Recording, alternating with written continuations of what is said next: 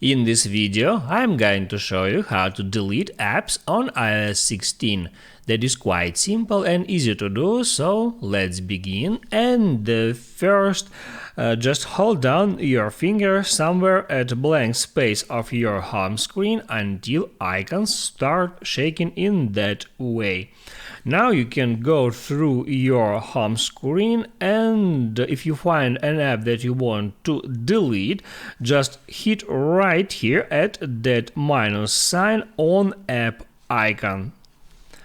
Now it asks you if you want to delete app or just remove it from the home screen. Removing from the home screen will keep the app in your app library. If you want to completely delete the app, just hit right here where it says delete app and then hit on delete again. If you want to just hide an app from your home screen, you can do it in the same way. Just hold down your finger, then hit at minus sign and here select remove from home screen.